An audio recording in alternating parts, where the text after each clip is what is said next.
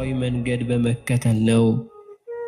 ገያዝ ከነቢዩ ኤልያስ ጋር ሳለ ልቡናው ቁሳዊውን ነገር የሚያመልክ እንጂ ሰማያዊውን ኃይል የተረዳ አልነበረም። ነቢዩ ኤልያስ ግን ይህንን ምስጢር እንዲያይ እንዲሁ ገለጸለት። እኛም ክርስቲያኖች በጸጋ የተሰጡንን ስጦታዎቻችን እንድናውቅ ልቦናችንን ከፍ ከፍ አድርገን በመንፈሳዊ ዕውቀትና ልዕልና እግዚአብሔርን ፈቃድ በመረዳት እንዴት በጽድቅ መመላለስ እንደሚገባንና ስለምንወርሳት መንግሥተ ሰማያት መማር ማወቅ እንዲሁ ይገባናልና። ቅዱሱን ማወቅ ሁሉ ማስተዋል ነው ተብሎ በምሳሌ መጽሐፍ እንደተጻፈው ኒቆዲሞስ ከፈሪሳውያን ኅብረት ወጥቶ በትሕትና ወንጌልን ለመማር በሃይማኖት ልቡናን ለእግዚአብሔር ቃል አዘጋጀ። ለአብርሃም የግርዘትን ጸጋ የሰጠ ጌታ በትሕትና እንዲሁም ለቀረበው ኒቆዲሞስ የግርዘትን ጸጋ ፍጻሜ የሆነች የልጅነትን ጥምቀት ነግሮታልና።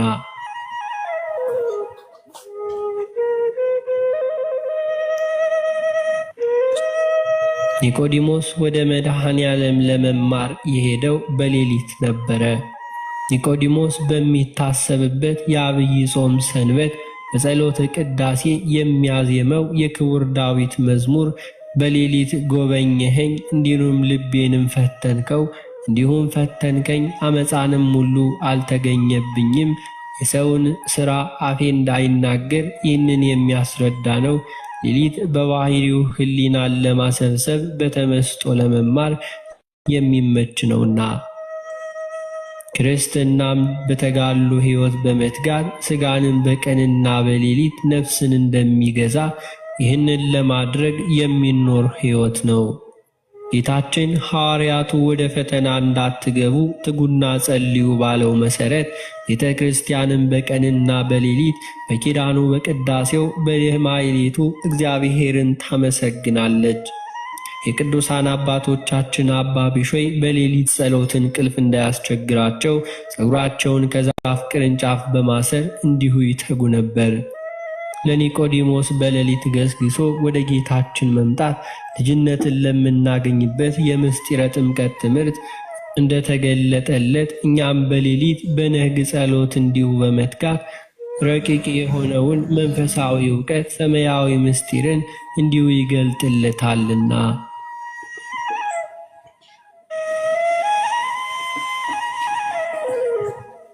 በዘመናችንና ከቀድሞ ፈተና ይልቅ የሚገጥመንን በሌሊት ከመትጋት ይልቅ አርያነት በጎደለው ሕይወት ውስጥ ስንገኝ ነው። ሌሊት ጌታን ለማመስገን የተፈጠረ ድንቅ ጊዜ ነው እንዳለ ሊቁ ማር ይስሐቅ ራሱን በቀን በሌሊት ከሚመጣ ፈተና መጠበቅ እንዲሁ ይገባል ይላል። እግዚአብሔር የሙሴን አገልጋይ የነዌ ልጅ ኢያሱን እንደተናገረው በሕይወት ዘመኑ ሁሉ ማንም እንዳይረታው ከሙሴ ጋር እንደነበረ ከእርሱም ጋር እንዲኖር አባቶቻቸው ሰጣቸው ብሎ የማለላቸውን ምድር እንዲወርስ በሚሄድበት ሁሉ እንዲከናወንለት ወደ ቀኝም ወደ ግራም እንዳይል ሐሳቡም እንዲቀና የመጽሐፍ ሕግ ከአፍ እንዳይለይ እንዲሁም እንዲጠብቀውም በቀንም በሌሊትም ማሰብ እንደሚገባ ይነግረዋልና። ቅዱስ ይስሐቅ ሶርያዊውም ከመኝታ በፊት የምታደርገውን ጸሎት ትተህ እንድትተኛ መንፈስ ሲገፋፋ እሺ አትቀበለው። እንዲያውም መዝሙረ ዳዊትን ጨምረንና ሌሊቱን በሙሉ ስንጸልይ እንዲሁም ምንድር ልበ አምላክ ቅዱስ ዳዊት በሌሊት በቤተ መቅደስ ውስጥ እጆቻችሁን አንሱ እግዚአብሔርንም ባርኩ እንዲሁም እንዳለ እኛም ከዚህ ፈተና ዓለም ለማምለጥ በኦርቶዶክሳዊት ሰውነት እንድንጸናና በትጋትም ወደ ቤተ ክርስቲያን በቀንና በሌሊት ልንገሰግስ በኪዳኑም በማኅሌቱም በቅዳሴው ጸሎትም ልንሳተፍ ያስፈልጋል።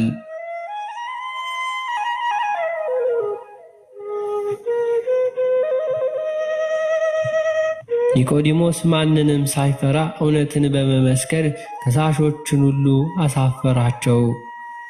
ጌታችን መድኃኒታችን ኢየሱስ ክርስቶስ እኔ ለእውነት ለመመስከር መጥቻለሁ በማለት እውነትን እንድመሰክር አብነት ይሆናል። በተጨማሪም በሰው ፊትም ለሚመሰክርልኝ ሁሉ እኔ ደግሞ በሰማይ ባለው አባቴ ፊት እመሰክርለታለሁ። በሰው ፊት የሚክደኝን ሁሉ ደግሞ በሰማይ ባለው አባቴ ፊት እክደዋለሁ ሲል ስለ ሃይማኖታችን እውነትን መመስከር እንደሚገባ አስተምሮናልና። እንዲሁም ለኒቆዲሞስ ሲያስተምረው እውነት እውነት እልሃለሁ የምናውቀውን እንናገራለን፣ ያየነውን እንመሰክራለን በማለት ለእውነት መመስከር እንደሚገባ አስገንዝቦታል።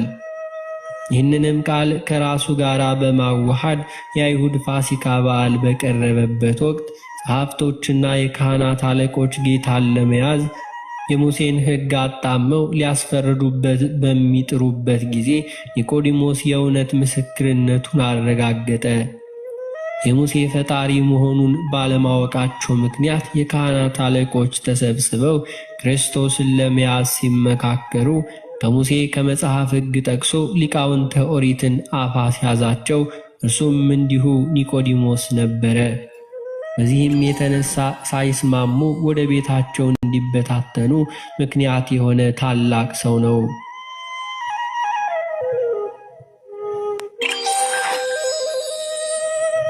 ዮሐንስ ወንጌላዊ ይህንን የኒቆዲሞስን ምስክርነት ከእርሱ አንዱ በሌሊት ቀድሞ ወደ እርሱ መጥቶ የነበረው ኒቆዲሞስ ሕጋችንን አስቀድሞ ከእርሱ ሁሉ ሳይሰማ ምንም እንዳደረገ ሳያውቅ በሰው ይፈርዳልን?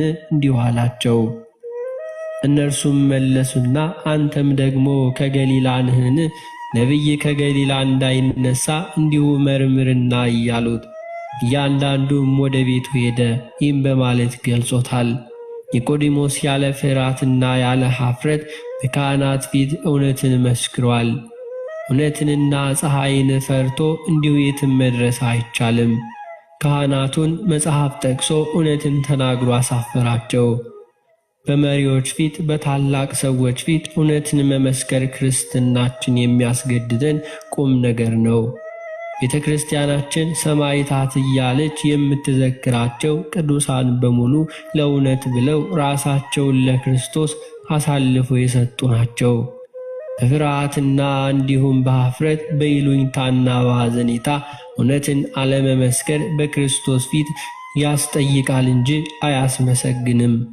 ሐዋርያው ለእውነት እንጂ በእውነት ላይ ምንም ማድረግ አንችልም እንዳለ እኛም እንደ ኒቆዲሞስ የእውነት ምስክሮች ሆነን እንዲሁ ልንጠብቅ ይገባናል።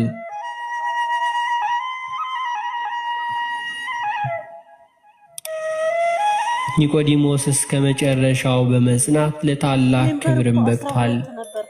በጌታችን ትምህርት ተስበው ታምራቱን በማየት ከተከተሉት ሰዎች ውስጥ በቀራንዮ የሚገኙ ጥቂት ናቸው። ከለዚህም አንዱ ኒቆዲሞስ ነበር። ቀራንዮ የምግበ ነፍስ ቦታ ናትና ኒቆዲሞስን ፈተናን ሁሉ ሳይሰቀቅ እስከ መጨረሻው የጸና ጻድቅ ነው። የክርስትናን አገልግሎት ሲመቸን የምንሳተፍበት፣ ፈተና ሲበዛብን የምንሸሽበት አይደለም። ክርስትና በጅምር የሚቀር ሳይሆን እውነትን ሳንፈራ በመመስከር በተጋድሎ የምናሳልፍበት፣ ለተፈጸሙትም የድል አክሊሎች የሚገኙበት እንዲሁ ሕይወት ነው። ምሳሌ ከሚሆኑን ቅዱሳን አንዱ አባታችን ቅዱስ እንጦንስ በፍጹም መንፈሳዊ ተጋድሎ ለ35 ዓመታት ከዚህ ዓለም ተድላና ደስታ በመራቅ እንደዚሁም በአሕዛብ መካከል ክርስትናን በመግለጽ እንዲሁም የጽናት ታላቅ አስተማሪ ነው።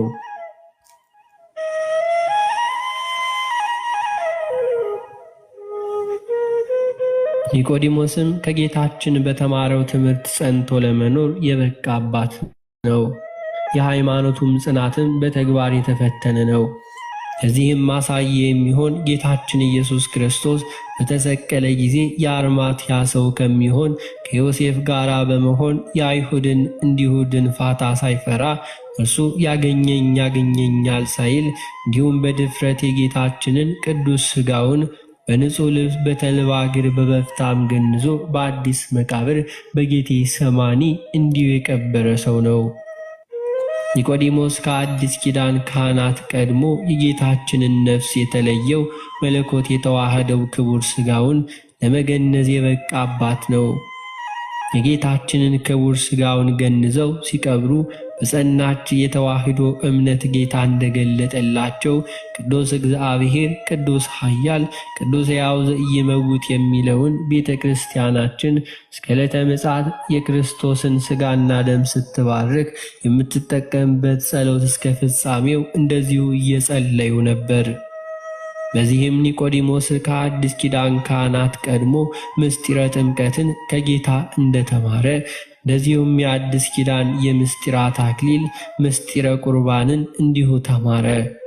ይህንንም በሚመለከት ሊቁ አባ ሕርያቆስ በቅዳሴ ማርያም ድርሰቱ አብሮት ይቀድስ የነበረውን ንፍቀ ካህን በባረከበት አንቀጽ ላይ በዚህ ምስጢር እየተራዳኝ ከኔ ጋር ያለ ይህንንም ካህን እርሱም እኔም ሥጋውን ሁሉ እንደገነዙት እንደ ዮሴፍና እንደ ኒቆዲሞስ አድርገን ብሏል።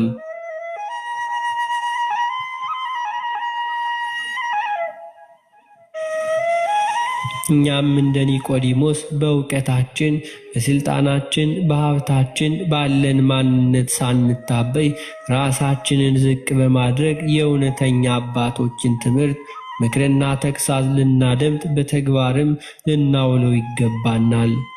ያዝነውን እውነተኛ እምነት በማጠንከር በሃይማኖት ልብ የቤተ ክርስቲያንን ምስጢር በትሕትና ለመሳተፍ ልቦናችንን ከፍ ከፍ ማድረግ ይጠበቅብናልና ምድራዊ አመክንዮ ሳያሰናክለን በቀንና በሌሊት ወደ አማናዊት የክርስቶስ ቤተ ክርስቲያን ለምስጋናና ለመሄድ ይኖርብናል።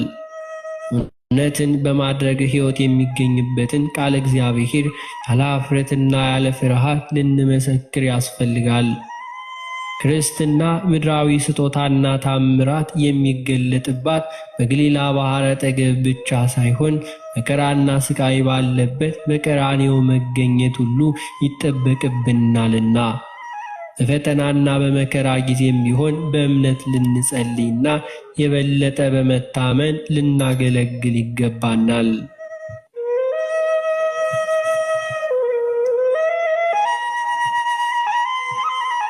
እንዲሁም ኒቆዲሞስ በሌሊት ወደ ጌታችን መድኃኒታችን ኢየሱስ ክርስቶስ ከሄደባቸው ምክንያቶች አንዱ በቀን መሄድ ስለፈራ ነው። እርሱ ፈሪሳዊ ከአይሁድም አለቆች አንዱ መምህረ ኦሪትም ስለነበር በቁረ ጊዜ ቅዱስ ዮሐንስ ከሕዝቡም አለቆች ያመኑበት ብዙዎች ነበሩ። ነገር ግን ከምኵራብ አስወጥተው እንዳይሰዷቸው በፈሪሳውያን ምክንያት አልመሰከሩለትም በማለት እንደተናገረው አይሁድም ከምኵራብ እንዳባረሩት ኒቆዲሞስ ወደ ጌታችን በሌሊት ሄዷል። መድኃኔ ዓለም ክርስቶስ በአምላክነቱ ይህንን ቢያውቅ ኒቆዲሞስ በሌሊት ወደ እርሱ እንዳይመጣ አልከለከለውም። በፍቅር አቅርቦ ስለ ሰማያዊት ምስጢር በትሕትና አስተማረው እንጂ በቀን ወደ እኔ መምጣት ስለ እኔም ጌትነት መመስከር ፈርተሃልና እኔ ልትሆን አይገባህም ብሎ እንዲሁ አልገሰጸውም።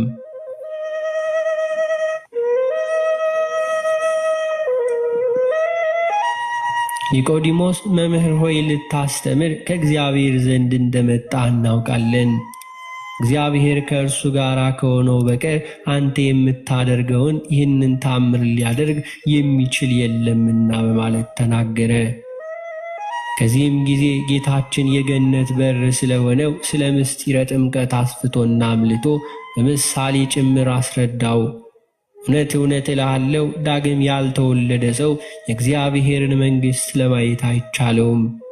ይህ ማለት መንፈሳዊ ዕውቀት የጎደለው መሆኑን አሳይቶ ዳግም ያልተወለደ ሰው ከእግዚአብሔር መንግሥት ውጭ እንደሚሆን አስረግጦም ነገረው። በዚህም ታላቅ ምስጢርን ሲገልጽለት ወደደ። ይህ አነጋገር ከአይሁድ አለቆች አንዱ ለሆነው ፈሪሳዊው ሰው ከባድ ነበረ።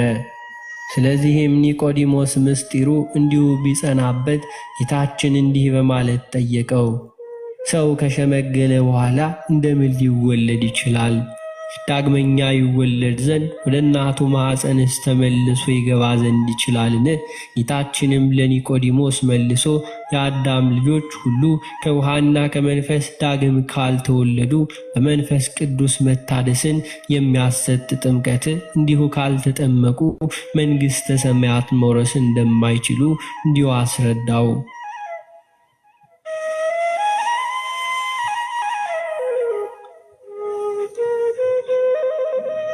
የኒቆዲሞስ ጥያቄ ዛሬም ቢሆን በእምነት ያልጎለመሱ ሰዎች ዘንድ የሚነሳ ነው። እንዴት እንደምንስ ይሆናል? በዚህ ጥያቄ በአንድ በኩል መጠራጠር አለ፣ በሌላ በኩል ደግሞ ዳግም ልደት የሚፈጸምበትን ሁኔታ ለማወቅ ፍላጎት እንዳለ ያሳያል። ኒቆዲሞስ መንፈሳዊውን ነገር በእርሱ መረዳት መጠን በሥጋዊ ልደት ወስኖ እንዴት አለ እንጂ ዛሬም ስለ ረቂቅ መንፈሳዊ ልደት እንዲሁም ሲነግረው የሚጠራጠርና እንደ ኒቆዲሞስ በሥጋ ልደት አንጻር የሚመለከተው ብዙ ነው።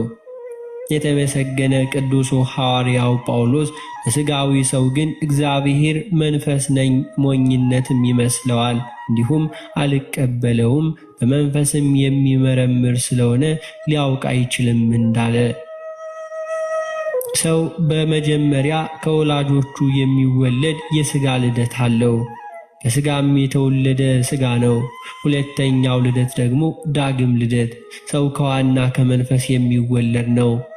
በተጨማሪ ቅዱስ ጳውሎስ ከውሃና ከመንፈስ በመወለድ ውሉደ እግዚአብሔር ልጆች እንደምንባል ሲገልጽ እንደ ምሕረቱ መጠን ለአዲስ ልደት በሚሆን መታጠብና በመንፈስ ቅዱስ መታደስ አዳነን ብሎ እንዲሁ ገልጾታል።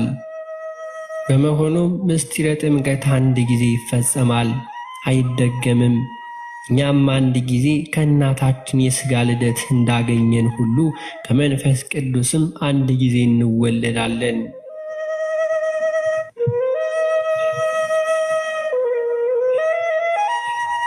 እንዴት ሰው ከውሃ መወለድ ይችላል ወይንም ይገባው ይሆን? ከውሃ ረቂቅ ልጅነት ተወልዶ መዳን እንደምን ያለ ምስጢር ነው! ይህ ታላቅ ምስጢር ጥምቀት በነቢያት ትንቢትና ምሳሌ የተገለጠ ነው። ጌታችንንም እከብር አይል ክቡር፣ እንዲሁም እቀድስ አይል ቅዱስ አምላክ፣ እታደስ አይል ንጹሕ ባሕሪ የሆነ አምላክ ለእኛ ዳግም ልደት ሥርዓተ ጥምቀትን ለመመስረት በባሕሪው በዮሐንስ እጅ ተጠምቋል። ጥምቀትን ለምን በውሃ እንዳደረገ በሰፊው መግለጽ ይቻላል። ሆኖም ግን በጥምቀት መወለድ እንደሚቻል አንጻራዊ በሆነ መልኩ እንደሚከተለው መግለጽ ይቻላል። ሰው ከመሬት አፈር ተፈጥሯል። አፈሩ እንዲሁ አጥንት፣ ጅማት፣ ቆዳ እንዲሁ ወዘተ መሆኑን እንዴት ሁሉ ቻለ? ልዩ ልዩ እንዲሁ መልክና ሥራ እንዲሁ ያላቸው የሰውነቶቻችን ብልቶች፣ ሳንባ፣ ልብ፣ እንዲሁም ጉበት፣ የደም ቧንቧ፣ ጣፊያ፣ ኩላሊት ወዘተ እንዴት ከአፈር ጋር እንዲሁ ተገናኙ? ይህ ለፈጣሪው ቀላል ነው። እንደዚህ በጥምቀት የሚፈጸመው አገልግሎት ይታያል። ልጅነት ሲሰጠን ግን እንዲሁ አይታይም፣ ረቂቅ ነውና። አለመለያየቱ ግን ሊያውከን አይገባም። ነፍሳችን ረቂቅ በመሆኑ አናያትም፣ ነገር ግን ነፍስ እንዳለ እናምናለን። ጌታችንም ለኒቆዲሞስ በነፍስ መስሎ የምስጢረ ጥምቀትን ረቂቅነት አስረድቶታል። የማይታየው ልደትና እንዲሁም ሕዳሴ የሚገኝ በጥምቀት ነው። ጥምቀት ከቤተ ክርስቲያናችን ምስጢራት የመጀመሪያ የሆነው ምስጢር ነው። ያለ ጥምቀት ከሌሎች ምስጢራተ ቤተ ክርስቲያን ሜሮን፣ ቁርባን ወዘተ ተሳታፊ መሆን አንችልም። ከጥምቀት ውጭ ድኅነት የለም። ቅዱስ ዮሐንስ አፈወርቅ እንደገለጸው ሥርዓተ ጥምቀት በሚፈጸምበት መካን ቅዱሳን መላእክት በዙሪያው ከበው ይቆማሉ፣ ምስጋና ለፈጣሪያቸው ያቀርባሉ። አብ ወልድ መንፈስ ቅዱስ ሥላሴ የጸጋ ልጅነትን ይሰጡናልና። በተጨማሪም ይህ የከበረ ቅዱስ አባት እንደነገረን ከሆነ በዓይን ከሚታየው ይልቅ እግዚአብሔር በሚታይበት ቃሉ የነገረንን እንመን። ራሳቸውም ሕልወት ያልነበራቸው ነገሮች ወደሚናገሩበት ሁሉ አያመጣቸውም። እርሱም ስለ እነርሱ ባሕሪ እንዲሁም በተናገረ ጊዜ ቃሉ የታመነ ነው። ይህንን ሰምቶ በምንም ውሃ የሚኖር ቢሆንም በመጀመሪያ ሰውን ሊፈጥር መሬት ተጠቅሞ የለምን?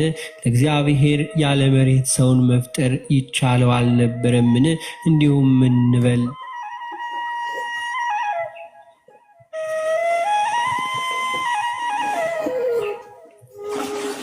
ከጥምቀት ምን ይገኛል ቢባል ያለ ጥምቀት ክርስትና የለም። ከቅዱስ እግዚአብሔር ጋር ላለን ግንኙነት ጥምቀት ወሳኝ ነው። በጥምቀት የምናገኛቸው ነገሮችን እንመለከታለን። በመጀመሪያ በጥምቀት የልጅነትን ጸጋ እናገኛለን። ጌታችን መድኃኒታችን ኢየሱስ ክርስቶስ ለኒቆዲሞስ እንዳስተማረው በጥምቀት ዳግም ከእግዚአብሔር እንወለዳለን። ዮሐንስ ወንጌል ምዕራፍ 3 ቁጥር 6 እንደሚለው እንዲሁም ለተቀበሉትም ሁሉ ግን በስሙ ለሚያምኑ ለእርሱ የእግዚአብሔር ልጆች የሆኑ ዘንድ ሥልጣንን ሰጣቸው እንዳለ በስሙም አምነው ለተጠመቁ ሁሉ የልጅነት ጸጋ ይሰጣቸዋል። በሁለተኛ ደረጃ በጥምቀት ከክርስቶስ ሞትና ትንሣኤ ጋር እንተባበራለን። ስንጠመቅ ወደ ውሃ መግባታችን መዘፈቅን የሞቱንና የመቃብሩ ምሳሌ ሲሆን ከውሃ መውጣታችን ደግሞ መነሳታችን ምሳሌ ነው። ለእኛ በካህኑ አማካኝነት ወደ መጠመቂያው መዘፈቅና መውጣት ቀላል እንደሆነ ሁሉ ለቅዱስ እግዚአብሔርም አሮጌውን ሰው በመቅበርና ቅዱሱን ሰው ማንሳት ቀላል ነው። ይህም በአብ በወልድ በመንፈስ ቅዱስ ስም 3 ጊዜ ይፈጸማል። ሐዋርያው ቅዱስ ጳውሎስ ሞቱን በሚመስል ሞት ከእርሱ ጋር ከተባበር ትንሣኤውን በሚመስል ትንሣኤ ደግሞ ከእርሱ ጋር እንተባበራለን። እንዲሁም በጥምቀት ከእርሱ ጋር ተቀበራችሁ፣ በጥምቀት ደግሞ ከሙታን ባስነሳው በእግዚአብሔር ሥራ በማመናችሁ ከእርሱ ጋር ትነሳላችሁ በማለት በሞቱ ከመሰልነው በትንሣኤውም እንደምንመስለው ተናገረ። በጥምቀት አዲስ ሰው እንሆናለን። በጥምቀት አዲስ ሕይወት እናገኛለን። ወደ እግዚአብሔር በአዲስ ተፈጥሮ እንቀርባለን። ስርየተ ኃጢአት እናገኛለን። እንግዲህ ክርስቶስ በአብ ክብር ከሙታን እንደተነሳ እንዲሁም እኛም በአዲስ ሕይወት እንድንመላለስ ከሞቱ ጋር አንድ እንሆን ዘንድ በጥምቀት ከእርሱ ጋር ተቀበርን። አሁንም በክርስቶስ የሆነውን ሁሉ አዲስ ፍጥረት ነው። የቀደመው አለፈ፣ እነሆ አሁኑም ሁሉም አዲስ ነው። በጥምቀት የሰማያዊ ማኅበር አባል እንሆናለን። በጥምቀት እንዲሁ ከጌታችን ከመድኃኒታችን ኢየሱስ ክርስቶስ ጋር አንድነት ሁሉ ይኖረናል። ከክርስቶስ ጋር አንድ ትሆኑ ዘንድ የተጠመቃችሁ ሁሉ ክርስቶስን ለብሳችሁታል እንዳለ በጥምቀት የቤተ ክርስቲያን አባልነት መብት እናገኛለን። እንዲሁም ከጨለማ ወደ ብርሃን በመሸጋገር ለድኅነታችን ለምንጀምረው ተጋድሎ ጋራ እንዲሁም የምናገኘው እንዲሁ በጥምቀት ነው። እንግዲህ በጥምቀት የሚገኘውን ጸጋና በረከት በማወቅ ልጆቻችንን ማስጠመቅና በሃይማኖት በምግባር ኮትኩተን ማሳደግ፣ ከእምነት ውጭ የሆኑ ወገኖቻችንንም ሁሉ በማስተማር የቤተ ክርስቲያን አባል የሚሆኑበትን መብት እንዲያገኙ ማድረግ ከሁላችን የሚጠበቅ ነው። እምነት ሃይማኖትን በሥራ መግለጥ ያስፈልጋል። ኒቆዲሞስ ወደ ጌታችን ሄዶ እንደተማረ እኛም ወደ መምህራችን በመሄድ መጠየቅና ማወቅ እንዲሁም በተማሩትና በተረዱት መጽናት ያስፈልገናል። ጥምቀት አንድ ምዕራፍ ነው። ከጥምቀት በኋላ ሌሎችን ምስጢራተ ቤተ ክርስቲያን መፈጸምና በሕገ እግዚአብሔር መኖር ይገባናል። በጥምቀት ያገኙትንም ልጅነት ማዳፈን አይገባም። ከጥምቀት በኋላ የተፈጸመውን ኃጢአት ደግሞ ወደ አባቶቻችን ካህናት በመቅረብ መናዘዝና ከክፉ ሥራ ሁሉ መከልከል ይገባል። በሕገ እግዚአብሔር ጸንተን ምግባር ትሩፋቱን ሰርተን እናንተ የአባቴ ቡሩካን ኑ ከሚባሉት እንዲደምረን ሁሉ በእርሱ ሁሉም ከእርሱ ሁሉም ስለ እርሱ የሆነው አምላክ መድኃኒታችን ኢየሱስ ክርስቶስ ፈቃዱ ይሁንልን።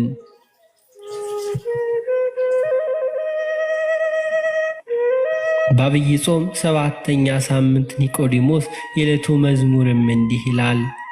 ስሙ ኒቆዲሞስ የሚባል ሰው ወደ ኢየሱስ ሄዶ ኢየሱስን ታላቅ መምህር ሆነ ከእግዚአብሔር ዘንድ እንደመጣ እኛም እናምናለን። አንተ የአንበሳ ደቦል ክርስቶስ እንደ አንበሳ ሸምቅቀህ ትነሳለህ፣ በመነሳትም ሁሉ አስነሳኝ አለው።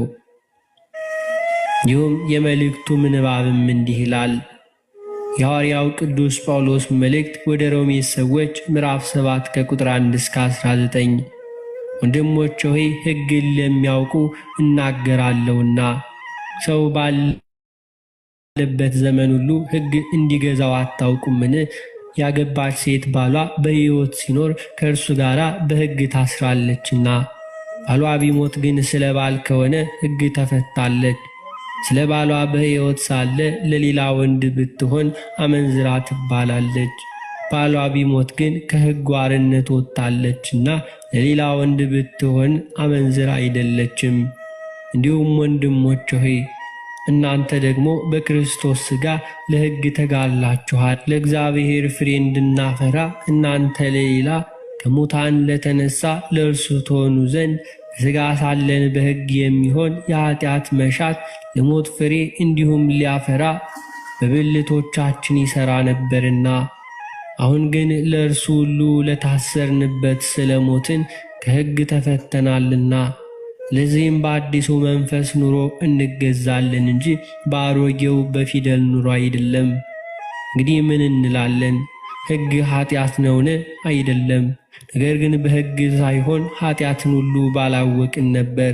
ሕጉ ሁሉ አትመኝ ባላለን ምኞት ሁሉ ባላወቅን ነበርና፣ ኀጢአት ግን ምክንያት አግኝቶ እንዲሁም ምኞቱ ሁሉ በትእዛዝ እንዲሁ ሠራብን።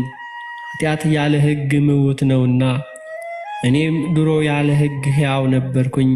ትእዛዝ በመጣች ጊዜ ግን ኀጢአት ሕያው ሆነ፣ እኔም ሞትኩኝ። ለሕይወት የተሰጠችው ትእዛዝ እርሷ ለሞት ሁሉ አገኘኋት። ኀጢአት ምክንያት አግኝቶ በትእዛዝ ሁሉ አታሎኛልና በእርሷም ገሎኛል። ስለዚህም ሕጉ ቅዱስ ነው፣ ትእዛዚቱም ቅድስትና እንዲሁም ጻድቅ በጎም ናት። እንግዲህ በጎ የሆነውን ነገር ለእኔም ሁሉ ሞት ሆነብኝን? አይደለም። ነገር ግን ኀጢአት ሆነ። ኀጢአትም በትእዛዝ ምክንያት ያለ ልክ ኀጢአት ይሆን ዘንድም ኀጢአትም እንደዚሁም ይገለጥ ዘንድም በጎ በሆነው ነገር ሁሉ ለእኔም ሁሉ ሞትን ይሠራ ነበር። ሕግ መንፈሳዊ እንደሆነ እናውቃለንና፣ እኔ ግን ከኀጢአት በታች ልሆን የተሸጥኩ የሥጋ ነኝ። የማደርገውንም ሁሉ አላውቅም፣ የምጠላው ያው ሁሉ አደርገዋለሁና። ዳሩ ግን የምወደውን እርሱን እንዲሁ አላደርገውም። የማልወደው ግን እንዲሁ የማደርግ ከሆነ ሕግ መልካም እንደሆነ እንዲሁም እመሰክራለሁ። እንደዚህ ከሆነ ያ የማደርገው አሁንም ከእኔ አይደለም፣ በእኔ የሚደርሰው ኀጢአት ነውና። በእኔ ማለት በሥጋዬ በጎ ነገር ሁሉ እንዳይኖር አውቃለሁ። ፈቃድ አለኝና መልካሙን ማድረግ የለኝም። የማልወደው ክፉ ነገርን ሁሉ አደርጋለሁና፣ ዳሩ ግን የምወደውን በጎውን ነገር አላደርገውም።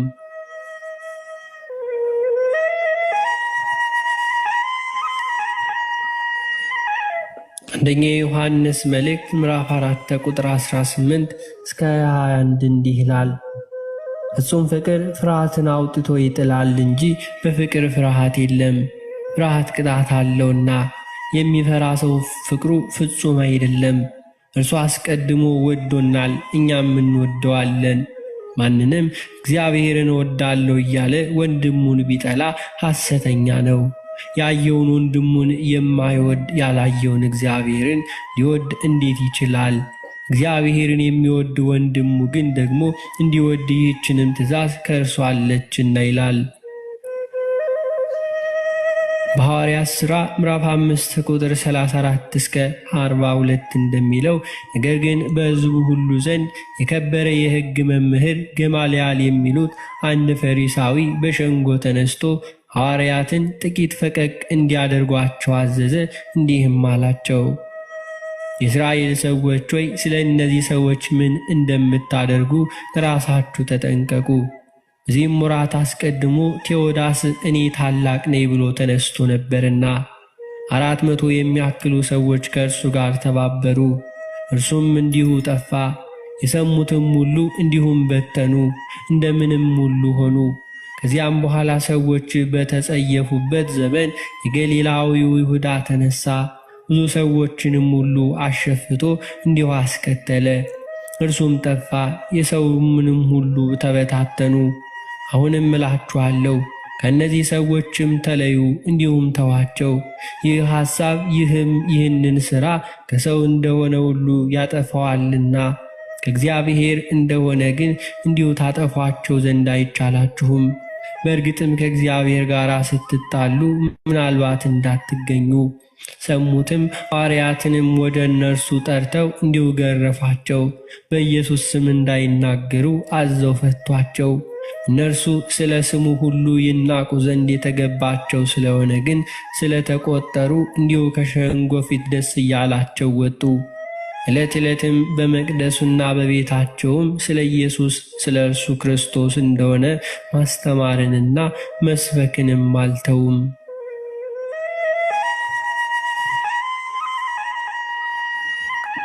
የዕለቱ ምስባክም እንደሚናገረው መዝሙር 16 ቁጥር 3-4 ልቤን ፈተኸው በሌሊትም ጎበኘኸኝ፣ ፈተኸኝ ምንም አላገኘህብኝም። የሰው ሥራ አፌ ሁሉ እንዳይናገር ፈቃዴ ነው። ስለ ከንፈሮችህም ቃል እንዲሁ ጭንቅ የሆኑ መንገዶችን ሁሉ ጠበቅኩኝ። የወንጌሉ ምንባብ የዮሐንስ ወንጌል ምዕራፍ 3 ቁጥር 1-12 እንደሚለው ከፈሪሳውያን ወገን የአይሁድ አለቃ የሆነ ኒቆዲሞስ የሚባል አንድ ሰው ነበር። እርሱም በሌሊት ወደ ኢየሱስ መጥቶ መምህር ሆይ እግዚአብሔር ካንተ ጋር ከሆነው በቀር አንተ የምታደርጋቸውን እነዚህን ምልክቶች ሊያደርግ የሚችል የለምና መምህር ሆነ ከእግዚአብሔር ዘንድ እንደመጣ እናውቃለን። ኢየሱስም መልሶ እውነት እልሃለሁ ሰው ዳግመኛ ካልተወለደ በቀር የእግዚአብሔርን መንግሥት ሊወርስ ወይንም ሊያይ አይችልም አለው። ኒቆዲሞስም ሰው ከሸመገለ በኋላ እንዴት ሊወለድ ይችላል? ሁለተኛ እናቱ ማኅፀን ገብቶ ይወለድ ዘንድ እንዴት ይችላል አለው። ኢየሱስም መለሰ እንዲህም አለው፣ እውነት እልሃለሁ ሰው ከውሃና ከመንፈስ ካልተወለደ በቀር ወደ እግዚአብሔር መንግሥት ሊገባ አይችልም። ከሥጋ የተወለደ ሥጋ ነው፣ ከመንፈስ የተወለደ መንፈስ ነው። ዳግም ልትወለዱ ያስፈልጋችኋል ስላልኩ እንዲሁ አታድንቁ። ነፋስ ወደሚወደው ይነፍሳል፣ ድምፁንም ሁሉ አትሰማም። ነገር ግን ከወዴት እንደመጣ ወዴትም እንደሚሄድ አታውቅም። ከመንፈስ የተወለደም ሁሉ እንዲሁ ነው። ኒቆዲሞስም መልሶ ይህ እንዴት ሊሆን ይችላል አለው። ኢየሱስም መልሶ አንተ የእስራኤል መምህር ስትሆን ይህንን አታውቅምን? እውነት እልሃለሁ የምናውቀውን እንናገራለን፣ ያየነውን እንመሰክራለን፣ ምስክርነታችንንም አትቀበሉም። ስለ ምድራዊ ነገር በነገርኳችሁ ጊዜ ካላመናችሁ ስለ ሰማያዊ ነገር ብነግራችሁ እንዴት ታምኑኛላችሁ? አላቸው። የተወደዳችሁ ክርስቲያኖች እንግዲህ ከኒቆዲሞስ ሕይወት ተምረን በሃይማኖታችን እንድንጸና የአባቶቻችን አምላክ ልዑል እግዚአብሔር አምላክ ይርዳን። አነሳስቶ ላስጀመረን አስጀምሮ ላስፈጸመን ለጌታችን ለአምላካችን ለመድኃኒታችን ለኢየሱስ ክርስቶስ ክብር ምስጋና ይገባል። አሜን። ክርስትናው የሚጣፍጠው ሲኖሩት ነው፣ ሲናገሩት አይደለም። ክርስትናውን በአፍ ቋንቋ ልንናገረው እንችላለን፣ ግን እየኖርነው አይደለም ማለት ነው። ለመኖር ኒቆዲሞሳዊ ሰብዕና ያስፈልጋል። ከእውነት ጋር መኖር የማይነጋ መስሏቸው፣ ዓለም እንደጨለመች የምትቀር መስሏቸው እግዚአብሔርን የካዱ ሰዎች ብዙ ናቸው። ወደ ኃጢአት ጎዳና የገቡ ብዙ ናቸው። ማይተባቸውን የዘርና የጎጥ ያደረጉ ብዙ ናቸው። ክርስትናን በብሔር የከፋፈሉ ብዙዎች ናቸው። እስቲ ከልቦናችን ጋር በዚህ የመከራ ሰዓት እንነጋገር። ሌሊተ ተዛዋይኩ ምስለ ልብየ ዋንቃይክዋ ለነፍሴ። አሐዱ አምላክ አሜን። ይትባረክ እግዚአብሔር አምላከ አበዊነ ቅዱሳን ለዘአብጽሐነ እስከ ዛቲ ሰዓት። ከሁሉ አስቀድሞ የቅዱሳን አባቶቻችን አምላክ እግዚአብሔር ለዚህ ሰዓት ስላደረሰን ስሙ ለዘላለም የተመሰገነ ይሁን። እጅግ የተወደዳችሁና የተከበራችሁ ይህንን ምስል የምትከታተሉ የክርስቶስ ቤተሰቦች ኦርቶዶክሳውያን ክርስቲያኖችና ለወንጌል በጎ ፈቃድ ያላችሁ ሁሉ በጌታችን በመድኃኒታችን በኢየሱስ ክርስቶስ ፍቅር ጸጋና ሰላም ይብዛላችሁ። የእመቤታችን የቅድስተ ቅዱሳን የንጽሕተ ንጹሐን የድንግል ማርያም አማላጅነት አይለያችሁ። የጻድቃን የሰማዕታት የቅዱሳን የአበው ጸሎትና የመላእክቱ ጥበቃ አይለያችሁ። አሜን። እንደ እግዚአብሔር መልካም ፈቃድ ለሰባተኛው የአብይ ጾም ሰንበት ደርሰናል። ይሄኛው ሰባተኛው ሰንበት ኒቆዲሞስ ይባላል። ኒቆዲሞስ በሰው ከተሰየመው ሳምንት ይሄኛው ነው። በኒቆዲሞስ ስም በቀጥታ ስሙ በአብይ ጾም ውስጥ የተሰየመው ብቸኛው ስሙ የተሰየመለት ሰው ያለለት በመጠሪያ ስሙ የተሰየመው የአብይ ጾም ስያሜ ኒቆዲሞስ ነው። የመጀመሪያው ዘወረደ ነው። ከሰማይ ሰማያት መውረዱን ተምረንበታል። ቅድስት ስለ ሰንበት ነው። ምኩራብ ቤተ አይሁድ ጸሎት ቤት ነው። መጻጉዕ የተጸውኦ ስሙ አይደለም፣ በሽተኛ ህመምተኛ ማለት ነው። ደብረ ዘይት ጌታችን በተራራ ላይ እንዳስተማረ የሚነገር የቦታው ትምህርት ነው። ስለ ምጽአቱ ያስተማረበት ገብርኄር ስለ አንድ ታማኝ አገልጋይ በምሳሌ የተጠቀሰ መልካም ሰው ነው። ኒቆዲሞስ ብቸኛው ሰው ነው በስሙ የተጠራ በአብይ ጾም። የትምህርቱ ክፍል ጌታችን ኢየሱስ ክርስቶስና ኒቆዲሞስ የተነጋገሩበት ክፍል ለህይወት እጅግ መሰረታዊና አስፈላጊው በክርስትናው ደግሞ የምስጢራት መግቢያ በር ስለሆነ ወደ እግዚአብሔር መንግስት ለመግባትና ልጅነት ለማግኘት ዋናው ትምህርት ስለሆነ አብይ ጾም ጌታችን መድኃኒታችን ኢየሱስ ክርስቶስ ያስተማራቸው ዋና ዋና ተግባራት የሚተረኩባቸውና የሚነገሩባቸው ትምህርት የሚሰጡባቸው የሚዘከርባቸው ሳምንታት ስለሆኑ የኒቆዲሞስ ወሳኝ ስለሆነ ከነስሙ ተሰጥቷል። ስለዚህ 7ኛ ሳምንት ደርሰናል። እንኳን ለዚህ ሳምንት እግዚአብሔር በሰላም አደረሰን። ለብርሃነ ትንሣኤው በሰላም ያደርሰን። የትምህርታችን ርዕስ በእንክርዳድ መካከል የበቀለ ስንዴ ወይንም በእንክርዳድ መካከል የተገኘ ስንዴ ይሆናል። እንክርዳድ የሚቃጠል ነው፣ ለምግብነት የማይሆን ክርዳድ ነው። እግዚአብሔር ምርቱን ከገለባ ሲለይ እንክርዳዱን ወደ እሳት ስንዴውን ደግሞ ወደ ጎተራ ያከማቻል ተብሎ የተነገረው ክርስቶስ ሲመጣ በመጨረሻው ምጽአት ጻድቃን ንጹህ መገበሪያ ስንዴዎች ናቸው፣ ኃጥአን ደግሞ እንክርዳድ ናቸው። የመከሩ ጌታ መከር በደረሰ ጊዜ ይመጣል፣ አጫጆቹንም እጨዱ ይላቸዋል። ከዚያም በኋላ ሲወቃ እንክርዳዱ ከስንዴው ይለያል። እንክርዳዱን ከገለባው ጋር ወደ እሳት ይጣላል፣ ስንዴው ግን በጎተራ ይከማቻል። በሰማይ ጎተራ በምስጋና ሰገነት በቀኝ በኩል ተሰብስበን ለመዘመር እንድንበቃ አምላካችን እግዚአብሔር በምድር ያለ ኑሯችንን እርሱ በቸርነቱ በጌትነቱ ይምራልን። የተወደዳችሁ የእግዚአብሔር ቤተሰቦች በእንክርዳድ መካከል የበቀለ ስንዴ፣ በእንክርዳድ መካከል የተገኘ ስንዴ፣ በእንክርዳድ መካከል ያለ ስንዴ በሚለው በዚህ ትምህርት ውስጥ አንድ ብቸኛ ሰው ኒቆዲሞስ ክርስቶስን በሚጠሉና ባልተቀበሉ አይሁድና ፈሪሳውያን መካከል ያውም መምህርና ባለስልጣን ሆኖ አለቃቸውም መምህራቸውም ሆኖ ነገር ግን በእነሱ ክፉ ሀሳብ ሳይመራ አዋጃቸውን ሁሉ እስከ መቃወም ደርሶ ስለ ክርስቶስ የተሟገተ ብቸኛው ሰው ነው። ብቸኛው ስንዴ መድኃኒተ ዓለም ኢየሱስ ክርስቶስ ወደዚህ ዓለም ሲመጣ ወደ ገዛ ወገኖቹ መጣ፣ የገዛ ወገኖቹም አልተቀበሉትም ይላል። ዓለም እንደዚህ ናት፣ ተሰብስባ መልካሙን ማውገዝ ልማዷ ነው። ለዚህ ነው መጽሐፈ ሲራክ ላይ ብዙ ናቸው ብለህ ከኃጢአተኞች ጋር አትተባበር ይላል። እና በቲፎዞ በሚኖረው ዓለም ውስጥ ሰዎች ተሰብስበው ያጸደቁት ነገር ትክክል ይመስላል። በዚህ ምክንያት ብዙ ጊዜ መልካም ሰዎች ተፈርዶባቸዋል። ካለፈ በኋላ የሚጸጸት ትውልድ ይበዛል። ያውም ጥሩ አእምሮ ያለው ነው። እኛም ብዙዎቻችን የረገምናቸው እና ያወገዝናቸውን ንስሐ ሳንገባ ተመልሰን ስናደንቃቸው እንታያለን። ሰው የራሱን ሕይወት እንደ ካሴት ወደኋላ እያጠነጠነ መመልከት ቢጀምር በአንድ ጊዜ 2 እና 3 ሀሳቦችን የተናገረባቸው ጊዜዎች ይበዛሉ። ዓለም ተበላሽታለች። ሰይጣን እንደ ስንዴ ትውልዱን እያበጠረ ባለ በዚህ ሰዓት ውስጥ በቲፎዞና በቡድን ከመጓዝ ይልቅ በማስተዋልና በቅዱሳት መጻሕፍት እንደ መመራት ያለ በጎ ነገር የለም። ሰው ንጹህ የሚሆነው ህሊናው ሲመራው ነው። ህሊናው ዳኝቶ ከመራው ሰው ግፍ አይሰራም፣ ኃጢአት አይሰራም። እግዚአብሔር ለሰውነታችን ያስቀመጠው ብቸኛ ዳኛ ህሊና ነው። በህሊና ምክንያት ያላስተማሪ ያሉ አሕዛብ እንኳን ይፈረድባቸዋል ይላል እኮ መጽሐፍ። ያላመኑ አሕዛብስ ቢሆኑ ያልተማሩ እንኳን ቢሆኑ ይላል ከህሊና የተነሳ ይፈረድባቸው። ህሊና አስተማሪ ነው፣ መምህር ነው፣ መካሪ ነው፣ ዘካሪ ነው። ተው ይላል። በህሊና ውስጥ የመንፈስ ቅዱስ ድምፅ አለ። በመጽሐፍ ቅዱስ መንፈስ ቅዱስ በማይናገር መቃተት ይማልድልናል ይላል፣ ያስተምረናል፣ ይገስጸናል ማለት ነው። ሮሜ 8:26 ላይ ዝሙት ለምትሰራ ሴት አንቺ ለምን ይሄን አደረግሽ ብሎ መጀመሪያ የሚወቅሳት ህሊና ነው። ለሚዘሙት ወንድ ለምን ይሄን አደረግክ ብሎ የሚመክረው የመጀመሪያ ወቃሽ ህሊና ነው። ሰው ከህሊናው ለመደበቅ ሲል በኃጢአት ላይ ኃጢአት ይደርባል፣ ይሰክራል፣ ያብዳል፣ ጫት ቤት ይውላል፣ ሽሻ ቤት ይውላል። ራሱን የፈቃድ እብደት ውስጥ ይከትና ከህሊናው ለመሸሽ ይሞክራል። ሲነጋ ህሊናው ይደውልበታል። በዚህ ምክንያት ከጠዋት እስከ ማታ አብደው ስልጣን ያላቸው ስልጣናቸው ከቤተ ክርስቲያን አንዳንዶቹን እንዲርቁ አድርጓቸዋል። እውቀት ያላቸው 2 እና 3 ዲግሪ ያላቸው እውቀታቸው ከቤተ ክርስቲያን እንዲርቁ ከመንፈሳዊ ህይወት እንዲወጡ ምክንያት ሆናቸው።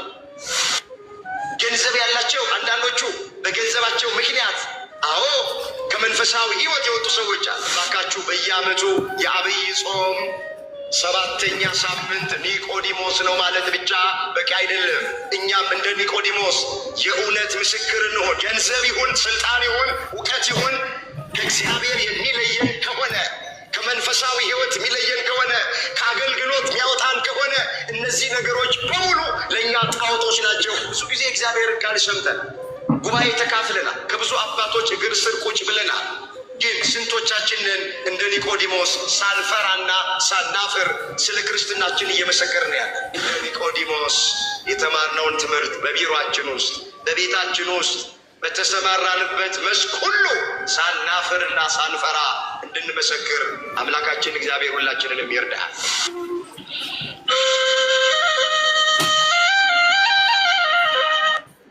በስመ አብ ወወልድ ወመንፈስ ቅዱስ አሃዱ አምላክ አሜን። ለዛሬ እግዚአብሔር በሰጠን ጊዜና ሰዓት የምንማማርበት የትምህርታችን ርዕስ የሚሆነው በሌሊት ወደ ኢየሱስ መጣ የሚል ይሆናል። ይህንን በርዕስነት ያነሳነውን ኃይለ ቃል በመጽሐፍ ቅዱሳችን ላይ ተመዝግቦ የምናገኘው በዮሐንስ ወንጌል በምዕራፍ 3 ቁጥር 1 ላይ የተመዘገበ ቃል ነው። በዚህ ርዕስ ውስጥ 3 ነገሮችን እየፈጠንን እንደ እግዚአብሔር መልካም ፈቃድ እንመለከታለን። በመጀመሪያ ኒቆዲሞስ ማን ነው የሚለውን እናያለን። በሁለተኛ ደረጃ በመጽሐፍ ቅዱስ ውስጥ ምን ስራ ሰርቷል የሚለውን እንመለከተዋል። በመጨረሻ በሶስተኛ ደረጃ ከእርሱ ምን እንማራለን የሚለውን ተመልክተን ትምህርታችንን እንቋጨዋል። ቆሞ ለመናገር ቁጭ ብሎም ለማድመጥ ጥበብ ከእግዚአብሔር ሲሰጥ ብቻ ነውና ለእኔ ለባሪያው ተናጋሪ የሆነ አንደበትን ለእናንተም ለሰሚዎቹ አስተዋይ የሆነ ልቡናን ቸሩ አምላካችን እግዚአብሔር ለሁላችንም በቸርነቱ ያድለን። እስኪ ከመጀመሪያው እንነሳ። ኒቆዲሞስ ማን ነው ከሚለው እንጀምር። የኒቆዲሞስ ታሪክ በመጽሐፍ ቅዱስ ውስጥ በዮሐንስ ወንጌል ምዕራፍ 3 ከቁጥር 1 ጀምሮ ተመዝግቦ የምናገኘው ታሪክ ነው። እንደዚህ ይላል። ከፈሪሳውያን ወገን የአይሁድ አለቃ የሆነ ኒቆዲሞስ የተባለ አንድ ሰው ነበር ብሎ ነው ታሪኩ የሚጀምረው። ኒቆዲሞስ ማለት የስሙ ትርጉም ምንድን ነው ያሉ እንደሆነ ኒቆ ማለት ድል ማለት ነው። ዲሞስ ማለት ሕዝብ ማለት ነው። ኒቆዲሞስ ማለት የድል ሕዝብ ነው። የአሸናፊነት ስም ነው ኒቆዲሞስ የሚለው ስያሜ። ይህ ሰው ከፈሪሳውያን ወገን የአይሁድ አለቃ ነው ብሎ ነው ጸሐፊው ወንጌላዊው ቅዱስ ዮሐንስ ሲጀምር የሚነግር። ፈሪሳውያን እነማን ናቸው ስንል በአባታቸው በፋሬስ ፈሪሳውያን ተብለው ተጠርተዋል። ለመጽሐፍ እንዲህ አድርጎ የመጥራት ልማድ አለ። በሳዶቅ ሰዱቃውያን፣ በቄሳር ቂሳርያ፣ በናሆም ከፍርናሆም፣ በጢባሪዎስ ጥብራዲዮስ፣ አሁን እዚህ ጋር ደግሞ ፋሬስ በተባለው ሰው ፈሪሳውያን ተብለው ተጠርተዋል። ፈሪሳውያን እነማን ናቸው ብለን ስንል መጽሐፍ ቅዱስ እንደሚነግረን በተለይ ወንጌላዊው ቅዱስ ማቴዎስ በማቴዎስ ወንጌል ምዕራፍ 23 ከቁጥር 1 ጀምሮ እንደመዘግበልን ለሕገ ኦሪት በጣም የሚጠነቀቁ ሰዎችን በጣም አድርገው ለሚንቁ ግብዞች እንደሆኑ በማቴዎስ ወንጌል ምዕራፍ 23 ከቁጥር 1 ጀምሮ እስከ ፍጻሜ ድረስ ስናነብ በስፋት ተመዝግቦ የምናገኘው ታሪክ ነው። እንግዲህ ኒቆዲሞስ የተባለው ይህ ሰው ከፈሪሳውያን ወገን ነው፣ ደግሞ የአይሁድ አለቃ ነው የሚለው መጽሐፍ። የአይሁድ አለቃ የሚለው በምን ምክንያት ነው ያሉ እንደሆነ የቤተ ክርስቲያናችን ሊቃውንት መተርጉማን አንድም እያሉ የአይሁድ አለቃ የተባለበትን ምክንያት አስቀምጠውታል። አንደኛ የአይሁድ አለቃ የተባለው ስለ ሹመቱ ነው ይላል። የአይሁድ የሸንጎ አማካሪ ስለነበረ ኒቆዲሞስ ስለ ሹመቱ የአይሁድ አለቃ ይለዋል መጽሐፍ። ሁለተኛ የአይሁድ አለቃ የተባለበት ምክንያት ይህ ሰው ስለ ባለጠግነቱ ነው የአይሁድ አለቃ የተባለ። ሶስተኛ የአይሁድ አለቃ የተባለበት ምክንያት ስለ እውቀቱ ነው። ምሁረ ኦሪት ነው። ሕገ ኦሪትን ጠንቅቆ የሚያውቅ ሰው ነው። ስለ እነዚህ ሶስት ነገሮች ኒቆዲሞስ በመጽሐፍ ቅዱስ ላይ የአይሁድ አለቃ ተብሎ ተጠርቷል። በነገራችን ላይ ኒቆዲሞስ ያሉት ሶስት ነገሮች ዓለምን ለመምራት፣ ዓለምን ለመግዛት፣ ዓለምን ለማስተዳደር የሚያስፈልጉ ሶስት ዋና ነገሮች ኒቆዲሞስ አሉት። ብዙ ጊዜ ሶስቱም በአንድ ላይ በአንድ ሰው ላይ ለማግኘት በጣም ነው የምንቸገረው። አንዳንድ ሰዎች ገንዘብ ሊኖራቸው ይችላል፣ ግን እውቀት ላይኖራቸው ይችላል። ወይም ስልጣን ሊኖራቸው ይችላል፣ እውቀት ግን ላይኖራቸው ይችላል። ኒቆዲሞስ ግን እውቀት አለው፣ ገንዘብ አለው፣ ሹመት አለው። ሶስቱን ነገሮች አስተባብሮ የያዘ ሰው ነው። እንግዲህ ይሄ ሰው በሌሊት ወደ ኢየሱስ ክርስቶስ መጥቶ እንዲህ አለው ብሎ ነው ታሪኩ የሚጀምረው። በሌሊት ሲል ምን ማለቱ ነው ያሉ እንደሆነ ስለ ብዙ የተነገረ ቃል፣ አሁን ይህን ሁሉ ለመተረክ ጊዜ የለንም። ግን ለአብነት በጣም ጥቂቱን ብቻ መጽሐፍ ቅዱስ ኒቆዲሞስ በሌሊት ወደ ኢየሱስ መጣ የሚልበትን ምክንያት ሁለት ሶስቱን ነገር ለአብነት እንመለከታለን።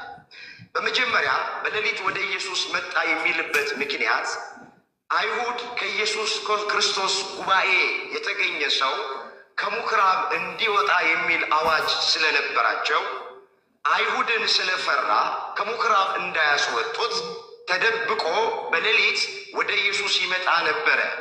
ይሄ በዮሐንስ ወንጌል ምዕራፍ 9 ቁጥር 22 ላይ የተመዘገበ የእግዚአብሔር ቃል።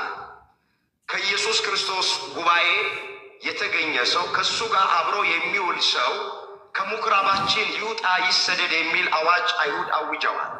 ኒቆዲሞስ በክርስቶስ ጉባኤ ተቀምጦ ቢታይ ከምኵራብ ያባርሩኛል ብሎ ፈርቶ ሌሊት ተደብቆ ወደ ኢየሱስ ክርስቶስ ይመጣ ነበር። የመጀመሪያው በሌሊት መጣ የሚለው ከዚህ የተነሳ። ሁለተኛው በሌሊት መጣ የሚለው በጠዋት ከሚመጡት ማልዶ ወይም ተቀድሞ መጣ ማለት ነው። ለምን ብዙ ሰዎች ቤተ ክርስቲያን የሚመጡት ሁላችን እንደምናውቀው ጠዋት ነው፣ አርፍደው ነው። ነገር ግን ወደ ቤተ ክርስቲያን ስንመጣ ማልደን መምጣት፣ ቀድመን መምጣት እንዳለብንም ኒቆዲሞስ ያስተምረን ዘንድ በሌሊት ወደ ኢየሱስ ክርስቶስ መጣ ነው የሚለው። አባቶቻችን ምን ይላሉ? ቤተ ክርስቲያን ማልዶ ገበያ አርፍደው ብሎ ነው የሚናገረው። ሰው ቤተ ክርስቲያን መምጣት ያለበት በዕለተ ሰንበት ሊሆን ይችላል። ቅዳሴውን ለማስቀደስ ኪዳኑን ለማድረስ ሲል ማልዶ መምጣት እንዳለበት ከኒቆዲሞስ ሕይወት እንማራል። ሁለተኛ በሌሊት መጣ የሚልበት ምክንያት መጽሐፍ ቅዱስ በማለዳ ወይም በጠዋት ከሚመጡት ቀድሟቸው በሌሊት መጣ ለማለት ነው። አንድም ኒቆዲሞስ በሌሊት መጣ የሚለው የሚማረው ትምህርት እንዲረዳውና እንዲገባው ነው ብለው የቤተ ክርስቲያን ሊቃውንት መተርጉማን አስቀምጠዋል። ለምን? የቀን ልብ ባካና ነው፣ ብዙ ቦታ ይሄዳል። የሌሊት ልብ ግን ክት ነው። ስለዚህ የሚማረው ትምህርት እንዲገባው እንዲረዳው በልቡ ላይ ታትሞና ተጽፎ እንዲቀር ሌሊት ወደ ኢየሱስ ክርስቶስ እየመጣ ይማር ነበር ነው የሚለው መጽሐፍ። ለምን? ብዙ ጊዜ ተማሪዎች አስተውላችሁ ከሆነ ከቀን ይልቅ ጥናታቸውን ማጥናት የሚመርጡት ሌሊት ነው። ተማሪዎች ሌሊት ማጥናት የሚመርጡበት ምክንያት በሌሊት ልባቸው ይሰበሰባል። ግርግር የለም፣ ጩኸት የለም። ሁሉም ሰው እረፍት ላይ እንቅልፍ ላይ ነው ያለ። ስለዚህ የሚያጠኑት ትምህርት ስለሚገባቸው ጎበዝ ተማሪዎች ለጥናት የሚመርጡ ሰዓት ቀን ሳይሆን ሌሊት ነው። በሌሊት መጣ የሚለው ስለ እነዚህና ስለ ሌሎችም ነገሮች ነው። ካለን ሰዓት አኳያ እነዚህ ሶስቱን ከተመለከትን ወደሚቀጥለው ነገር እንሄድ።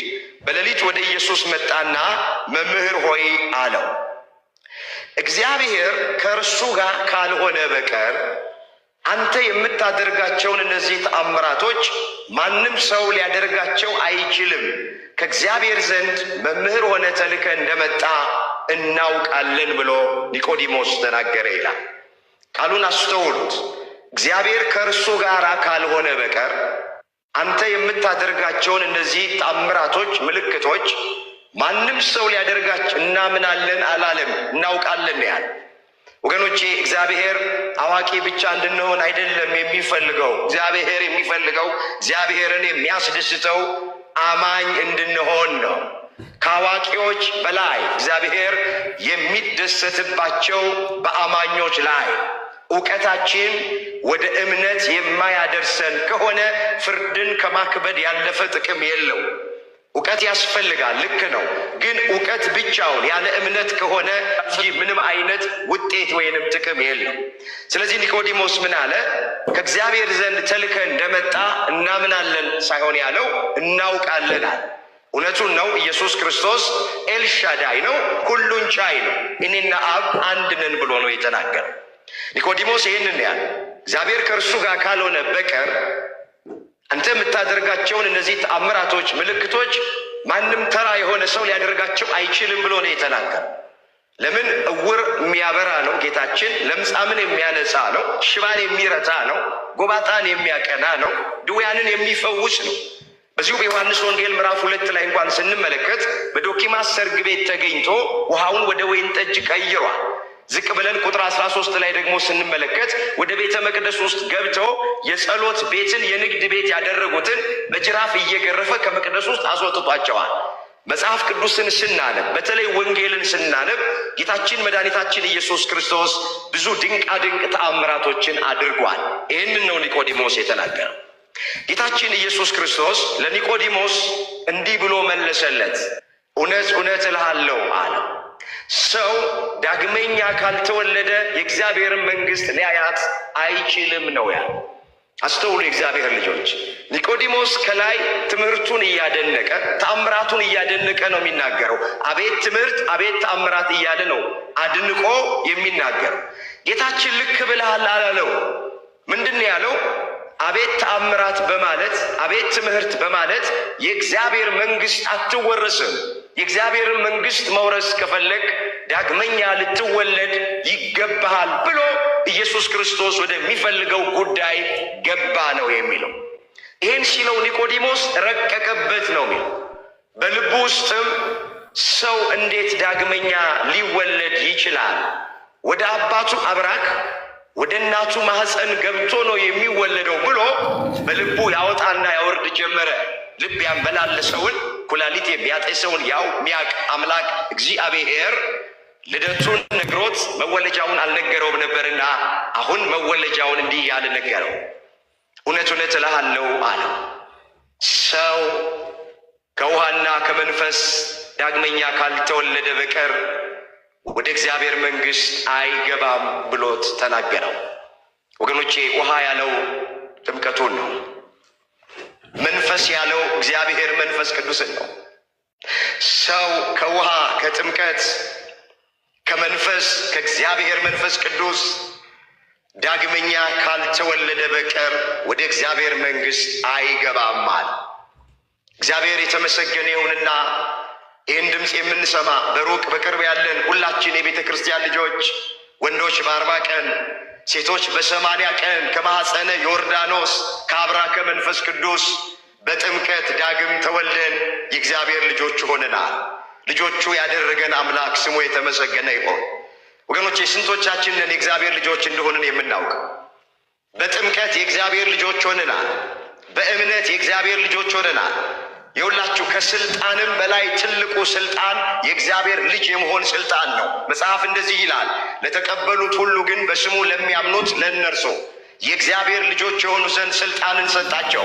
እነሱም ከእግዚአብሔር ተወለዱ እንጂ ከሥጋና ከደም ወይም ከወንድ ፈቃድ አልተወለዱ ነው የሚለው የዮሐንስ ወንጌል ምዕራፍ 1 ቁጥር 12 ላይ።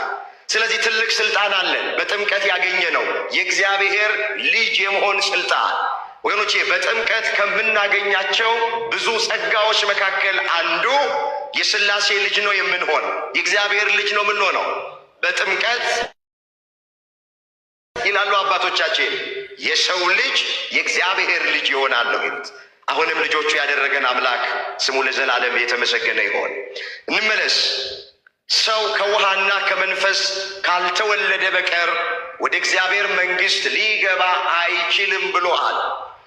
አሁን ይሄንን ሲለው ኒቆዲሞስ አሁንም ረቀቀበት። ከሥጋ የተወለደ ሥጋ ነው እያለ ይዘረዝርለት ያስረዳው ጀመረ።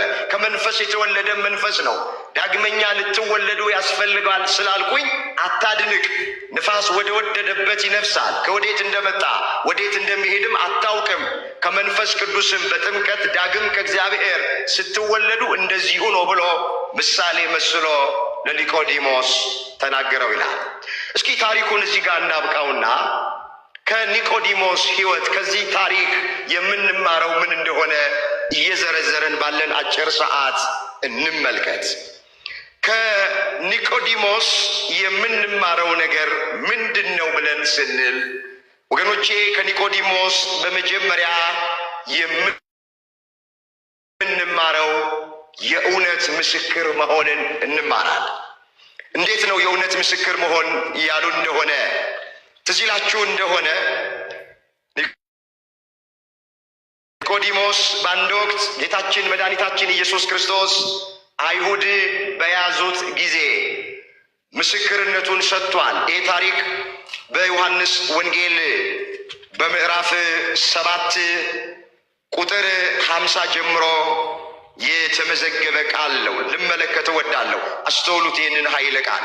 የዮሐንስ ወንጌል ምዕራፍ 7 ቁጥር 50 ላይ የተመዘገበ ቃል ነው። እንደዚህ ይላል፣ ከእነርሱም አንዱ ቀድሞ በሌሊት ወደ ጌታችን ኢየሱስ የሄደው ኒቆዲሞስ እንዲህ አላቸው ይላል፣ ሕጋችን አስቀድሞ ሳይሰማ የሰራውንም ሳያውቅ በሰው ይፈርዳልን ብሎ አላቸው ይላል። ጌታችን ኢየሱስ ክርስቶስን አይሁድ ይዘውታል። ለመስቀል ሞት አሳልፈው ሊሰጡት ነው። እየፈረዱበት ነው። በዚህ ሰው ከነገስታት መካከል፣ ከመኳንንት መካከል፣ ከአይሁድ መካከል ያመነ ማንም የለም ብለው በተናገሩ ሰዓት ኒቆዲሞስ ወጣና እንዲህ አለ፣ ሕጋችን እኮ አለ የሰራውን ስራ ሳይጠይቀው ደርሶ አይፈርድበትም። ይህ ሰው ንጹሕ ነው፣ በደል፣ ኃጢአት፣ ወንጀል የለበትም ብሎ በአይሁድ ፊት በጨካኞቹና በአረመኔዎቹ ፊት ቆሞ ስለ ኢየሱስ ክርስቶስ የእውነት ምስክርን መሰከረ ይላል። አምላካችን እግዚአብሔር እኛንም የእውነት ምስክሮች እንደ ኒቆዲሞስ እንዲያደርገን የእሱ መልካምና ቅዱስ ፈቃዱ ይሆንልን። ሁላችን እንደምናውቀው መጽሐፍ ቅዱስ እውነትን ግዛት እንጂ አትሽጣት ነው የሚለው። እዛ መጽሐፈ ምሳሌ ምዕራፍ 23 ቁጥር 23 ላይ ጠቢቡ ሶሎሞን ሲናገር እውነትን ግዛት እንጂ አትሽጣት ነው የሚለው። ዛሬ እውነት ከሚናገሩ ይልቅ ሐሰት የሚናገሩ ሰዎች የከበሬታ ወንበር ይሳብላቸዋል፣ አቦ አቦ ይሰኛል፣ ተቀባይነት አላቸው። በዓለማችን ላይ እውነት በአደባባይ ላይ ወድቃለች፣ ሐሰት ደግሞ ነግሳ ነው ያለችው። እውነተኞች አይወደዱም። ዛሬ ሐሰተኞች ናቸው የሚወደዱት፣ የሚሰሙት፣ ቦታ የሚሰጣቸው፣ ሹመት፣ ሽልማት፣ ማዕረግ የሚያገኙ ሰዎች ሸንጋዮች ናቸው፣ ውሸተኞች ናቸው። እውነተኞች ዛሬ አይወደዱም።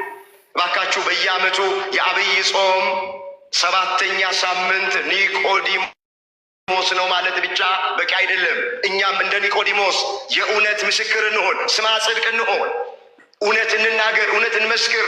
መጽሐፍ ቅዱስን ስናነብ እግዚአብሔር ከሚጠላቸው 7 ነገሮች መካከል አንደኛው ሐሰተኞችና የሐሰት ምስክሮችን እዛ መጽሐፍ ምሳሌ ምዕራፍ 6 ቁጥር 16 ላይ የተመዘገበ የእግዚአብሔር ቃል እግዚአብሔር ከሚጠላቸው 7 ነገሮች መካከል አንደኛው ሐሰተኛ ምስክሮችን፣ ሐሰተኛ ሰዎችን የእግዚአብሔር ነፍስ ትጸየፋለች ነው የሚለው። ስለዚህ ባጭሩ በመጀመሪያ ከኒቆዲሞስ የምንማረው ነገር ምንድን ነው ሲባል ኒቆዲሞስ የእውነት ምስክር ነው።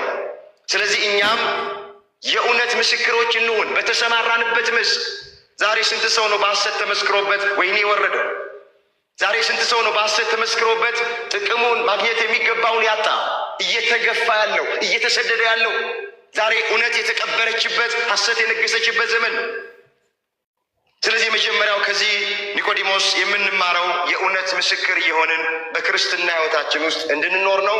የእውነት ምስክር እንድንሆን እግዚአብሔር ሁላችንን በቸርነቱ ይርዳ። ሁለተኛ ከኒቆዲሞስ የምንማረው ነገር ምንድን ነው ስንል ምክንያተኝነትን ከኛ ማራቅን ነው ኒቆዲሞስ የሚያስተምረን።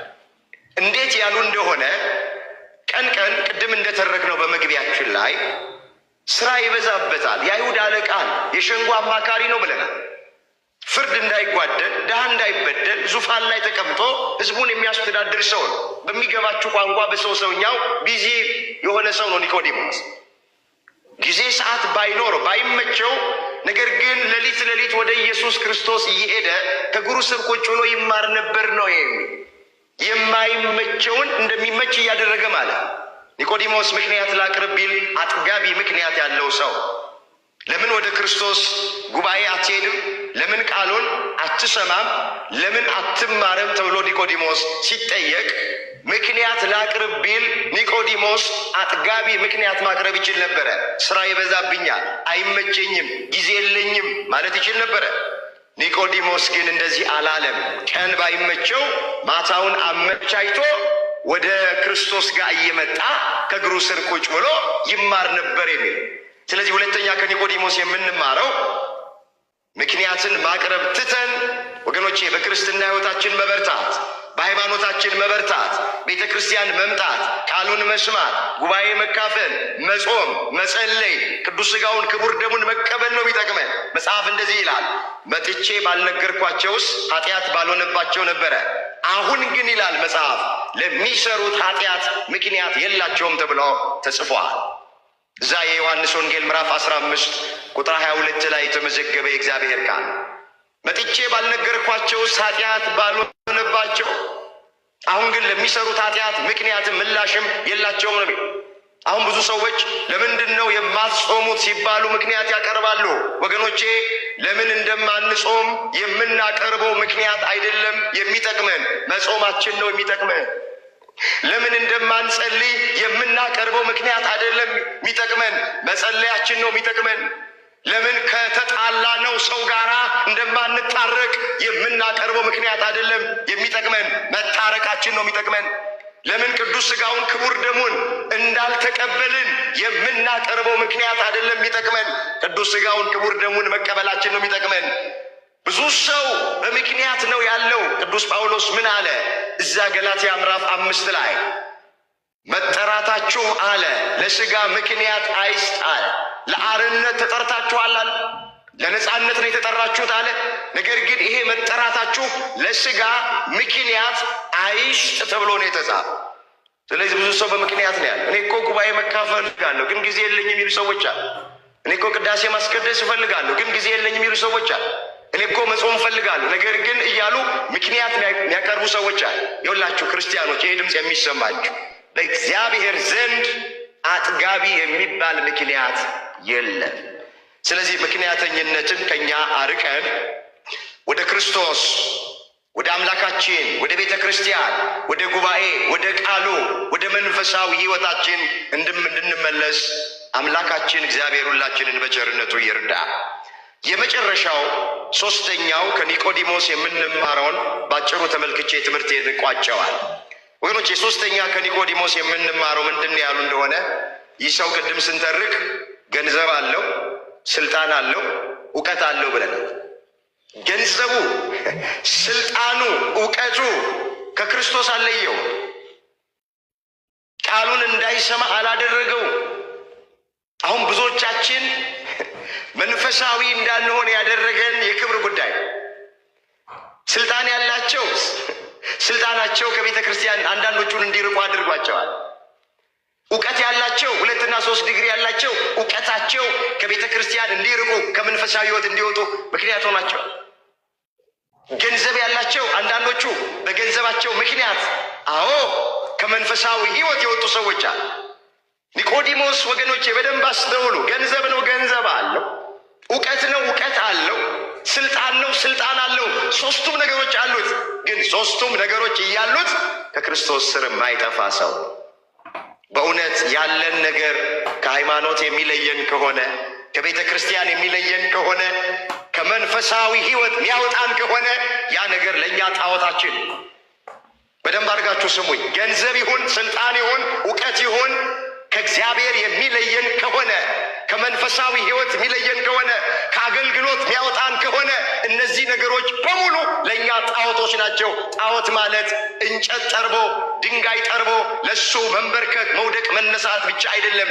ከአምላካችን ፍቅር የሚለየን ነገር በሙሉ ለእኛ ጣዖታችን ነው። ብዙ ሰው ገንዘብ ጣዖት ሆኖበታል፣ እውቀቱ ጣዖት ሆኖበታል፣ ስልጣኑ ጣዖት ሆኖበታል። ከቤተ ክርስቲያን፣ ከሃይማኖት፣ ከመንፈሳዊ ሕይወት ለይቶታል። ስለዚህ ኒቆዲሞስን ስናስበው ምንም ነገር ይኑረን ያለን ነገር ከመንፈሳዊ ሕይወት እንዳያወጣን መጠንቀቅ አለብን። እንግዲህ ርዕሳችን በሌሊት ወደ ኢየሱስ መጣ የሚል ነው። ጥቂት ነገር አይቼ ትምህርቴን እጠቀልላለሁ። እንግዲህ ይሄ የማታ ተማሪ የሌሊት ተማሪ ኒቆዲሞስ በቀን መጥቶ ምስክርነቱን የሰጠ ነው። ይሄ ታሪክ በዮሐንስ ወንጌል ምዕራፍ 19 ቁጥር 38 ላይ የተመዘገበ ታሪክ ነው። ጌታችን መድኃኒታችን ኢየሱስ ክርስቶስ በዕፀ መስቀል ላይ ለአዳምና ለልጆቹ በተሰቀለ ጊዜ ኒቆዲሞስ የተባለው ሰው ከዮሴፍ ጋር ወደ ጲላጦስ መጥቶ የኢየሱስን ሥጋ ለመነ ነው። እንዲሰጠውም ተፈቀደለት ነው። ከመስቀል ላይ አወረዱት ኒቆዲሞስና ዮሴፍ። አዎ ቅዱስ እግዚአብሔር፣ ቅዱስ ኃያል፣ ቅዱስ ሕያው ዘኢይመውት እያሉ ከገነዙት በኋላ በአዲስ በፍታ ገንዘውት ማንም ሰው ባልተቀበረበት በአዲስ መቃብር የኢየሱስ ክርስቶስን ሥጋ በዛ አሳረፉ ነው። ወገኖቼ የማታው ተማሪ ኒቆዲሞስ በቀን መጥቶ ምስክርነቱን ሰጥቷል። ብዙ ጊዜ እግዚአብሔርን ቃል ሰምተናል፣ ጉባኤ ተካፍለናል፣ ከብዙ አባቶች እግር ስር ቁጭ ብለናል። ግን ስንቶቻችንን እንደ ኒቆዲሞስ ሳንፈራና ሳናፍር ስለ ክርስትናችን እየመሰከርን ያለን? ለምን በሰው ፊት የመሰከረልኝ በሰማይ በአባቴ ፊት እመሰክርለታለሁ ብሎ ጌታችን ኢየሱስ ክርስቶስ ተናግሯል እኮ። ብዙዎቻችን ስለ ሃይማኖታችን እናፍራለን።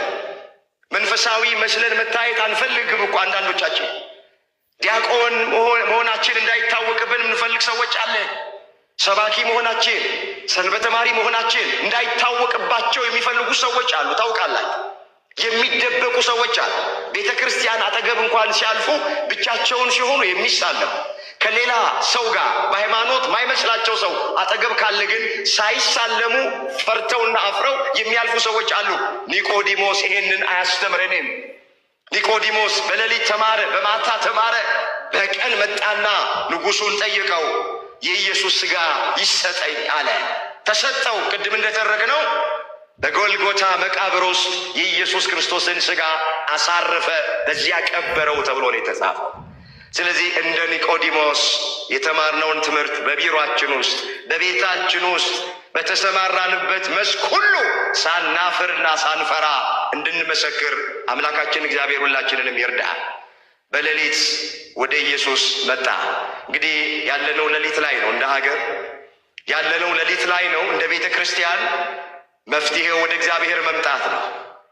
አዎ ብርሃን እንዲሆን፣ ሰላም እንዲሆን፣ ጦርነቱ እንዲቆምልን፣ መረጋጋት እንዲሆን፣ ከጭንቀት እንድንረጋጋ፣ በሰላም ወጥተን በሰላም መግባት እንድንችል፣ ማረፍ እንድንችል፣ መረጋጋት እንድንችል ኒቆዲሞስ በሌሊት መጣ ነው የሚለው። ሌሊት መከራ ነው፣ ተመልክነት ነው።